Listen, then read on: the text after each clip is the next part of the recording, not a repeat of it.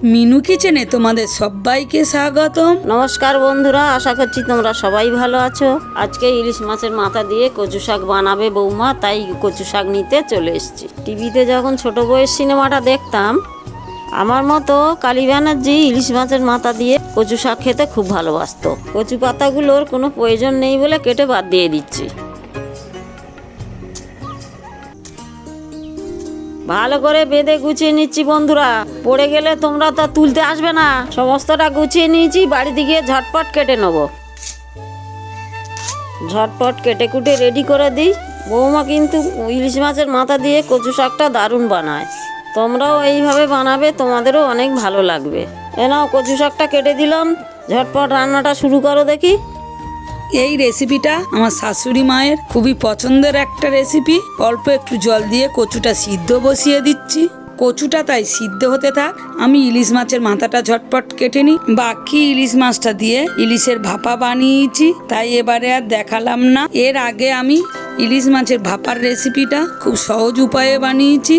এই রেসিপিটার শেষে অবশ্যই দেখো। কচুটা সিদ্ধ করে নিয়ে ভালো করে চেপে চেপে জল বের করে নিতে হবে। কচুটার মধ্যে অল্প একটু জল থাকলেও টেস্টটা কম হবে। মাছের মাথাটা ভালো করে ধুয়ে নিয়ে পরিমাণ মতো একটু নুন হলুদ দিয়ে মাখিয়ে নিচ্ছি। গরম কড়াইয়ে অল্প একটু সর্ষের তেল দিয়ে দিলাম। এই রেসিপিটা বানানো এতটাই সহজ যে কেউ এইভাবে খুব সহজেই বানাতে পারবে। ইলিশ মাছের মাথাটা উল্টিয়ে পাল্টিয়ে ভালো করে একটু ভেজে নিচ্ছি। এই রেসিপিটা আমি আমার মামিমার থেকে শিখেছি। মামিমাও এই রেসিপিটা খেতে ভালোবাসতেন। মাছের মাথা ভাজা তেলটার মধ্যে দুটো শুকনো লঙ্কা ছিঁড়ে দিয়ে দিলাম, দুটো তেজপাতা, পরিমাণ মতো একটু কালো জিরে দিয়ে সিদ্ধ করে রাখা কচুটা দিয়ে দিলাম। এই রেসিপিটার মধ্যে পেঁয়াজ আদা রসুন ব্যবহার করছি না। আদা রসুন পেঁয়াজ দিলে ইলিশ মাছের মাথার সুন্দর গন্ধটা কেটে যাবে এবং টেস্টটা এত ভালো উঠবে না।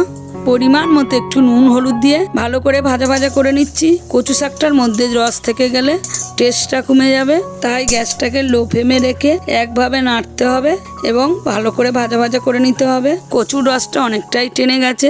ভেজে রাখা ইলিশ মাছের মাথাটা দিয়ে ভালো করে ভেঙে ভেঙে দিচ্ছি, যাতে কচু শাকটার মধ্যে ভালো মতো মিশে যায়। কচুটার সাথে ইলিশ মাছের মাথাটা যত ভালো ভাজা ভাজা হবে, টেস্টটা ততটাই বাড়বে। আমিও এই রেসিপিটা খেতে খুবই ভালোবাসি। আমার মতো কে কে এই রেসিপিটা খেতে ভালোবাসো অবশ্যই কমেন্টে জানাবে। কিছুক্ষণ পরে কচুটার কালারটা অনেকটাই চেঞ্জ হয়ে গেছে। কচুটার মধ্যে একটুও রস নেই। কচুটা ঠিক এরকম ভাজা হয়ে গেলে তবে ওর মধ্যে একটু চিনি দিলে স্বাদটা আরও একটু বেড়ে যাবে। চিনিটা দেওয়ার পরে একটু লক্ষ্য রাখতে হবে, তা নাহলে কচুটা খুব সহজেই পুড়ে যাবে, গেলে টেস্টটা কমে যাবে। সমানে একটু নাড়তে হবে। ইলিশ মাছের মাথা দিয়ে কচু শাকটা খুব সিম্পলভাবে বানালাম। আজকের রেসিপিটা যদি তোমাদের ভালো লেগে থাকে অবশ্যই একটা লাইক কমেন্টের মাধ্যমে জানাবে। মিনু কিচেন চ্যানেলে যদি নতুন হয়ে থাকো, চ্যানেলটাকে সাবস্ক্রাইব করো। অবশ্যই মিনু কিচেনের পাশে থেকো। পরবর্তী নতুন রেসিপিতে দেখা হচ্ছে। তোমরা সবাই ভালো থেকো। আহা হা, অসাধারণ হয়েছে। কচু শাক দিয়ে ইলিশ মাছের মাথাটা বৌমা খুব দারুণ বানিয়েছে।